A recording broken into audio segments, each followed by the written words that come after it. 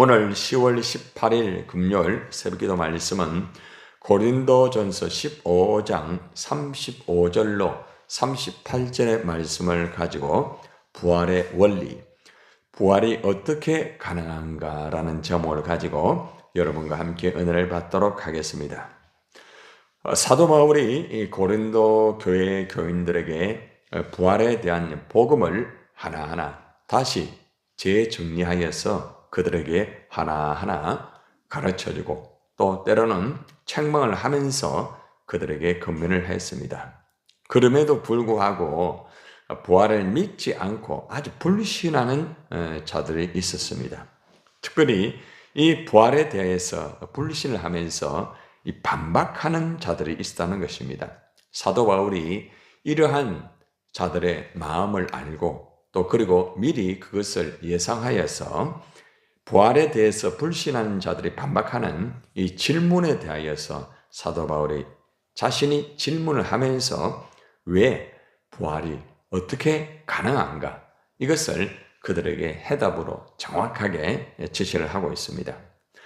여러분, 세상 사람들도 이 부활이 어떻게 있느냐, 죽은 사람이 어떻게 살아나느냐 이렇게 하는 분들이 많이 있죠, 그죠? 우리가 그들에게 부활이 어떻게 가능한가 이것을 분명하게 제시를 해야만 됩니다. 그럴 때에 그들이 이 부활의 복음을 받아들일 수가 있어요. 물론 복음을 받아들인 것은 성령이 역사를 해야만 예수님을 나의 구주로 영접할 수가 있죠. 그러나 우리가 성령이 역사하는 것도 필요하지만은 우리가 바르게 말씀을 똑바로 알고 그리고 또 일반적인 변정학적으로 그들에게 분명하게 제시를 할 수 있는 그러한 준비가 충분하게 되어 있어야 됩니다. 그렇기 때문에 오늘 이 말씀은 사도 바울이 부활에 대해서 반박을 하고 의문을 가지면서 계속 질문을 할 때에 이 고린도 교회 지도자나 많은 사람들이 거기에 대해서 부활이 있다니까 믿으라니까 무대뽀로 밀어붙이게 되니까 상당히 어려워졌다는 겁니다. 그래서 바울이 오늘 말씀을 통하여서 부활이 어떻게 가능한가를 제시를 하고 있습니다. 자, 먼저 그 질문을 사도 바울이 재질문하면서 그들의 반박하는 자들의 마음을 가지고 질문을 합니다. 자, 35절 한번 봅시다. 시작. 누가 묻기를 죽은 자들이 어떻게 다시 살아나며 어떠한 몸으로 오느냐 하려니. 불신을 하는 이 반박자들, 부활에 대해서 그리고 또 항상 의문의 질문을 가지고 이렇게 하기 때문에 거기에 대한 해답이 필요합니다. 바울은 먼저 그들의 반박하는 질문에 자신이 재질문을 하면서 이제 답변을 주기를 원합니다. 죽은 자들이 어떻게 다시 살아나느냐? 자, 그들은 어떤 몸으로 나오게 되느냐? 어떻게 살아나며 또 어떤 몸으로 나오게 되느냐? 이렇게 묻는 사람이 있을 것이다. 이렇게 하면서 사도 바울이 고린도 성도들에게 그러한 사람이 있지 않느냐? 어떻게 죽은 자가 살아나느냐? 그리고 부활했다고 하면은 어떤 몸으로 나오게 되느냐? 이렇게 두 가지의 질문을 그죠? 사도 바울이 그들의 입장에 서서 성도들에게 이러한 질문을 하고 있지 않느냐? 이렇게 제시를 합니다. 그래서 첫 번째 문제, 어떻게 다시 살아나느냐? 부활이 어떻게 가능한가? 이것을 사도 바울이 먼저 그들에게 답변을 주고 있습니다. 바로 뿌리는 씨앗, 이 씨앗이라는 이 비유를 통하여서 그들에게 부활이 가능하다. 이걸 제시를 합니다. 자, 봅시다. 15장 36절 시작. 어리석은 자여, 네가 뿌리는 씨가 죽지 않으면 살아나지 못하겠고 부활이 없다. 어떻게 부활이 가능한가? 이렇게 하는 사람들을 향하여서 어리석은 자라고 말합니다. 부활이 없다고 하는 사람을 향하여서 분명하게 참으로 어리석다. 원어에는 이렇게 남아 있습니다. 당신들이 부활이 없다고 이렇게 자꾸 반박을 하는데 그건 정말 어리석은 것이다. 이렇게 제시를 하죠. 왜 그런가 하면은 네가 뿌리는 씨가 죽지 않으면 살아나지 못하겠고, 이 말은 여러분들이 뿌리는 씨는 죽지 않으면 살아나지 못합니다, 이 말이죠. 그죠? 바울이 먼저 부활을 부인하는 자들에게 어리석은 자라고 부른 후에 이 땅에 뿌리는 씨앗이 죽지 않고 그대로 있으면 살아나지 못한다. 그리고 아무런 열매도 맺지 못한다는 사실을 분명하게 제시를 하고 있습니다. 여러분, 이 말은 땅에 뿌리는 씨앗이 죽으면 열매를 맺는다는 말이에요? 맺지 못한다는 거예요? 맺는다는 말이죠. 그죠? 죽어야 맺는다는 거죠. 씨가 땅에 떨어져 썩어서 죽게 되면은 거기에서 그 죽은 씨가 싹이 나오게 되잖아요. 그죠? 그러면서 결국은 살아난다는 거죠. 그러니까 씨가 땅에 떨어져 죽어야 다시 살아난다. 이게 이제 부활의 원리라는 거죠. 그리고 열매를 거둔다는 것입니다. 여러분, 이 원리의 말씀은 이 자연의 원리입니다. 자연의 원리. 사도 바울이 자연의 이치를 통하여서 하늘의 밀이 땅에 떨어져 죽지 아니하면 열매를 거둘 수가 없다. 예수님 말씀하셨잖아요. 그 하늘의 밀이 누구예요? 바로 예수 그리스도를 의미하고 있잖아요. 예수님이 직접 하늘의 밀이 땅에 떨어져 죽지 아니하면 많은 열매를 맺을 수가 없다. 이 말은 무슨 말입니까? 내가 십자가의 죽음을 통하여서 나의 죽음을 통해 너희가 사죄함 은총을 받고 죄로 말미암아 죽었던 너희가 죄사함을 받고 살아나게 된다. 죄사함을 받아야 살아난다는 거죠. 죄의 싹은 뭐예요? 사망이지 않습니까? 그죠? 그런데 예수님이 십자가에 피 흘려 죽으심으로써 죄 사함을 준다는 거죠. 그래서 죽음이 생명으로 바뀌는 거죠. 사망에서 생명으로 옮겼느니라 라고 말씀을 하고 있지 않습니까? 그러므로 이 씨앗의 이 비유는 예수님께서 말씀하신 그 비유의 말씀을 사도 바울이 지금 인용을 하고 있다는 거죠. 그죠? 예수님이 하늘의 밀이 되셔가지고 죽으심을 통하여서 많은 생명을 살렸다. 그런데 이 원리는 부활의 원리와 똑같다는 거죠. 그래서 그들에게 씨가 죽어야 살아난다. 당신들 알고 있지 않느냐? 농부가 그 씨를 뿌려가지고 그 씨가 땅에 떨어져서 거기에서 썩는다. 그런데 끝나는 게 아니다. 썩고 나면 거기서 싹이 나오고 거기에서 결국에는 열매를 거두는 원리가 바로 사람이 죽어야 그 다음에 부활의 역사가 이루어지는 원리와 똑같아. 그 모델이 바로 첫 열매가 누굽니까? 예수 그리스도다. 예수 그리스도를 통하여서 이것을 첫 열매로 우리에게 제시가 되었다. 그리고 또 우리는 믿음으로 우리가 그 첫 열매에 이어받는 생명을 이어받게 되었다고 이렇게 아주 간단한 인문학적인 자연적인 이치를 가지고 그들에게 이제 설명을 해 줍니다. 여러분들도 이 부활의 원리에 대해서 오늘 이 말씀을 잘 인용을 해가지고 많은 분들에게 이 부활의 원리가 이렇습니다. 하늘의 밀이 땅에 떨어져 썩지 않습니까? 그럼 그거 죽었습니까? 아니잖아요. 거기에서 싹이 나오잖아요. 그리고 열매를 거두잖아요. 바로 예수님의 부활이 바로 그것입니다. 예수님께서 십자가에 죽으심으로써 바로 우리에게 생명을 주시고 부활을 주신 말씀입니다. 이것을 우리가 증명을 할 수 있지 않습니까? 결국에는 바울은 씨앗이 죽는 과정을 통하여서 새로운 형태로 살아나듯이 우리의 육체도 죽음을 통하여서 새로운 부활의 몸을 입게 된다고 분명하게 그 해답을 제시하였습니다. 여러분이 잘 아는 원리와 같이 농부가 땅에 뿌리는 것은 씨앗의 형태입니다. 형태. 그러나 다 자란 곡물의 형태는 아닙니다. 씨앗입니다. 씨앗. 그죠? 그런데 그 씨앗이 곡물의 형태는 아닙니다. 그런데 씨앗이 죽었는데 나중에 생명이 내가 뭐가 됩니까? 곡물이 된다는 원리죠. 이게 바로 죽음과 부활의 원리를 바로 씨와 그리고 곡물의 원리를 가지고 설명을 해주는 것이죠. 뿌려진 씨앗과 또 거기서 자라난 식물의 모습은 전혀 다릅니다. 전혀 다릅니다. 예수님의 십자가 죽음, 부활 완전히 다르잖아요. 그죠? 그런데 예수님이 십자가에 죽으심으로써 부활의 생명의 역사가 이루어졌다는 것이죠. 우리가 부활했을 때에 입을 몸은 현재 모습과 다를까요? 같을까요? 완전히 다르다는 거예요. 다르다는 거예요. 바로 이 원리를, 바로 씨앗의 원리를 가지고 설명을 해줍니다. 자, 이 원리를 37절과 38절에서 이제 설명을 합니다. 자, 봅시다. 37절 시작. 또 네가 뿌리는 것은 장래의 형체를 뿌리는 것이 아니요 다만 밀이나 다른 것의 알맹이 뿐이로되. 방금 제가 설명했죠, 그죠? 씨하고 곡물하고 다르다는 거죠. 그죠?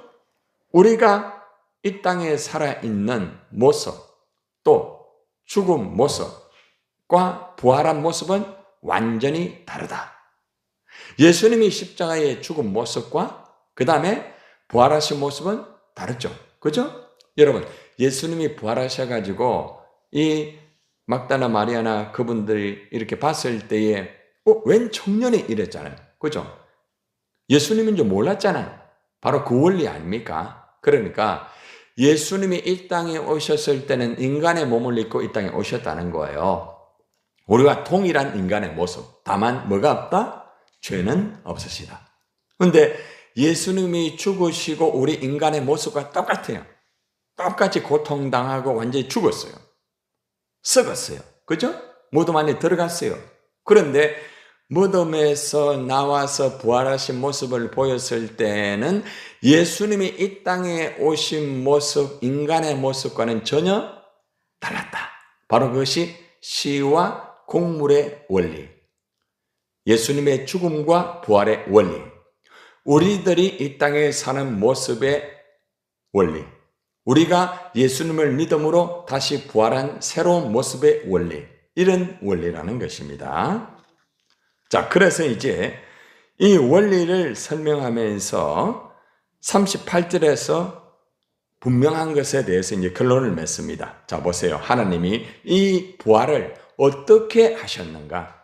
이 부활이 그냥 내가 저절로 된 거냐? 아니라는 거죠. 내가 뭐 열심히 해가지고 됐느냐?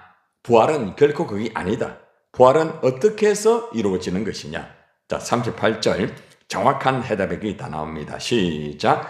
하나님이 그 뜻대로 그에게 뭘 주세요? 형체를 주시되 각 종자에게 그 형체를 주시느니라. 이 말은 무슨 말인가하면은 하나님께서는 하나님의 계획대로 뿌린 것에 몸을 주신다는 거죠. 몸을 다 주시는 거죠. 씨앗 하나하나에 각각 알맞은 몸을 주는 거예요. 다 달라요, 같아요. 전부 다 다르단 말이에요. 그죠? 그런데 죽고 난 다음에 이렇게 부활의 모습은 모두가 곡물과 같이 아름답고 귀한 부활의 모습이다. 이 말입니다. 우리 각자의 모습들이 씨앗 하나하나입니다. 자연 이치의 씨앗 하나하나가 우리가 이 땅에 태어난 모습의 육신의 모습을 말하고 있다는 것입니다. 그리고 그 씨앗이 땅에 떨어져 죽잖아요. 그 원리가 바로 우리가 죽음을 통과하는 모습을 의미하고 있습니다. 그러고 난 다음에 우리가 다시 새 생명으로 부활하는 모습이 바로 곡물의 원리와 똑같다는 거죠. 각자가 다 달라요. 그죠? 하나님의 계획 속에, 하나님의 뜻 가운데 우리에게 형체를 주셨다. 몸을 주셨다는 거죠. 그런데 하나님의 모든 계획 가운데서 우리가 이 땅에 인간의 육신의 형체를 가지고 이 땅에 태어났고 이 땅에 살다가 한 줌의 흙으로 죽음을 통과한다. 그리고 우리가 부활한 모습도 하나님이 그 뜻대로 우리를 부활하게 만드셨다. 이 말이에요. 자, 결과는 뭐예요? 하나님께서 이 모든 부활의 역사를 다 이루셨다는 거예요. 하나님께서 우리가 이 땅에 살아가는 모든 모습이나 죽음이나 모든 그 과정 속에서 부활의 역사가 이루어졌음을 우리에게 분명하게 교훈을 해주는 말씀입니다. 여러분, 하나님께서는 처음부터 우리에게 부활의 몸을 주었을까요? 주시지 않았을까요? 처음부터는 주지 않았다. 육신적인 몸의 형체를 주셨다. 그죠? 지금 우리가 입고 있는 이 육신은 다 이렇게 자란 열매의 모습이 아닙니다. 열매 모습이 아니고 지금은 우리 무슨 모습이야? 씨앗의 모습이다. 이해가 되시죠?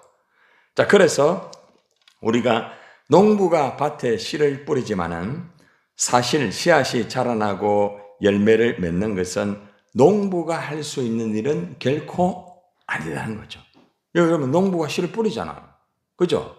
자, 그런데 씨를 뿌려가지고 여러분들 뭐가 와야 돼요? 비가 와야 돼요. 또 뭐가 비춰져야 됩니까? 태양, 빛이 비춰져야 에너지가, 그죠? 들어가는 거예요. 그래야 거기에서 뭐가 나옵니까? 싹이 나오잖아요. 결국 빛을 주시고 비를 주시고 자라게 하는 분은 누구예요? 하나님이라는 거죠. 이것이 바로 부활의 원리라는 것입니다. 사도 바울이 기가 막히게 그죠? 이 시의 비유를 통하여, 곡물의 비유를 통하여서 우리의 인간의 몸, 시다. 그리고 또 부활은 바로 곡물의 모습이다. 이것을 우리에게 교훈을 해주시는 것입니다. 씨앗이 자라나서 변화하는 모습은 하나님께서 직접 계획하시고, 직접 진행하시고, 직접 역사하신다. 할렐루야! 얼마나 감사한 거예요. 그래서 우리가 이 부활이라는 것은 하나님의 주권적인 능력이라는 능력. 예수님의 부활도 하나님의 주권적인 능력이라. 물론 예수님이 나는 부활이요 자신이 부활이라고 했지만은 그 모든 배우 속에는 성삼위 하나님의 역사의 합작의 작품이다. 예수님은 혼자 한 게 아닙니다. 하나님의 뜻 가운데 계획된 것을 예수님이 뭐 하셨다? 성취하셨다. 부활을 성취하신 예수님의 역사를 적용한 분은 누구시다? 성령님이다. 그러니까 따라해봐요. 하나님이 계획하시고 예수님이 성취하시고 성령님이 적용하셨다.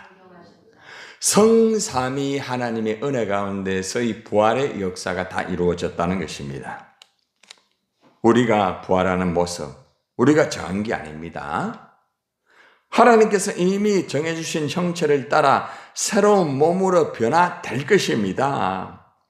그래서 어떻게 부활이 가능한가라는 질문에 바울은 오늘 땅에 뿌리는 씨앗이 바로 죽음으로 말미암아 전혀 새로운 형체로 열매를 맺듯이 인간도 죽음 이후에 하나님의 뜻과 능력을 통하여서 부활한다는 것을 가르쳐 주었습니다. 여러분, 결론적으로 많은 사람들이 어떻게 부활이 가능한가 의문을 가지고 있습니다. 여러분, 부활을 분명하게 믿으면 확실한 믿음이에요. 그죠? 아무리 믿는다고 할지라도 부활을 믿지 않으면 그거는 거짓 믿음이에요. 헛거예요, 헛거. 십자가 대속이 있다 할지라도 부활이 없다고 하면 믿음은 헛기 되는 거예요. 그래서 우리는 분명하게 부활이 이렇게 가능하다는 것을 분명히 알았습니다. 어떻게 부활이 가능한가? 이 질문에 우리는 땅에 뿌린 씨앗이 죽음으로 말미암아 전혀 새로운 형체로 열매를 맺듯이 우리도 죽음 이후에 하나님의 뜻과 능력을 통하여서 부활한다는 것은 오늘 분명히 말씀을 통하여서 알게 되었습니다. 그래서 우리는 부활이 하나님의 주권과 능력에 의해서 일어나는 역사라는 것을 이제는 알았기 때문에 우리가 이 부활의 이 사건을, 역사적인 사건, 분명한 이 사건을 우리가 세상 사람들에게, 부활을 불신하고 부활의 의문을 가진 사람들에게 부활은 역사적인 분명한 사건이다. 이것을 여러분이 전하기를 주님의 이름으로 축원합니다.